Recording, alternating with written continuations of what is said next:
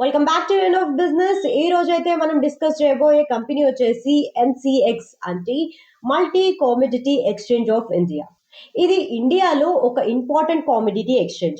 ఈ ఎక్స్చేంజ్ లో gold, silver, crude oil, natural gas, copper లాంటి ఫ్యూచర్స్ అండ్ అలాగే ఆప్షన్స్ ట్రేడింగ్ అనేది జరుగుతాయి అన్నమాట. మరి ఈ ఎంసీఎక్స్ గురించి మరిన్ని వివరాలు ఈ వీడియో త్రూగా తెలుసుకుందాం. బట్ అంతకన్నా ముందు మీరు మా ఛానల్ని సబ్స్క్రైబ్ చేసుకొని పక్కన ఉన్న బెల్ ఐకాన్ ఆన్ చేసుకోండి. ఎందుకంటే మేము వీడియో అప్లోడ్ చేసిన వెంటనే మీకు నోటిఫికేషన్ అనేది వస్తుంది అనమాట. మీరు వెంటనే వీడియో చూసేయచ్చు.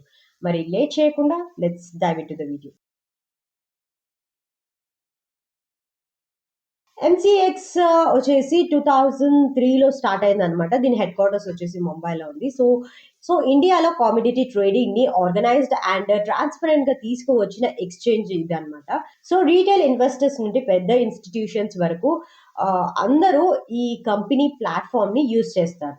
సో ఎంసీఎక్స్ యొక్క మెయిన్ బిజినెస్ ఏంటంటే ట్రేడింగ్ ఫీజ్ మరియు ట్రాన్సాక్షన్ ఛార్జెస్ అనమాట. అంటే మార్కెట్లో ఎంత ట్రేడింగ్ వాల్యూమ్ ఉంటే అంత ఎక్స్చేంజ్ కి ఇన్కమ్ అనేది పెరుగుతుంది అనమాట. అందుకే గోల్డ్, క్రూడ్ ఆయిల్ లాంటి కమోడిటీస్ లో మూమెంట్ అనేది పెరిగినప్పుడు ఎంసీఎక్స్ కి బిజినెస్ అనేది ఎక్కువ అవుతుంది అనమాట.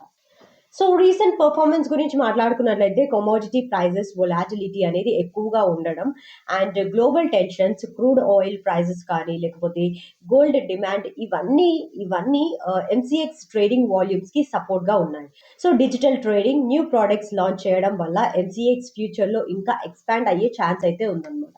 సో లాంగ్ టర్మ్ పర్స్పెక్టివ్ లో చూసుకుంటే కనుక ఇండియాలో కమోడిటీ మార్కెట్ గ్రోత్ స్ట్రాంగ్ గా అయితే ఉంది.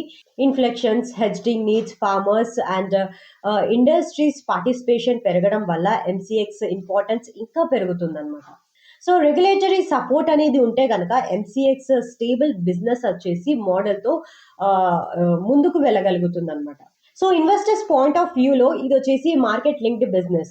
అయితే మార్కెట్ యాక్టివిటీ ఎక్కువ ఉంటే ప్రాఫిట్స్ అనేది ఎక్కువ ఉంటుంది అండ్ కామ్ పీరియడ్స్ లో రెవెన్యూ వచ్చేసి షో అవుతుంది అన్నమాట. కాబట్టి ఎంసీఎక్స్ ని చూసినప్పుడు global commodity trends, volumes and also regulations మీద ఫోకస్ చేయాల్సి ఉంటుంది.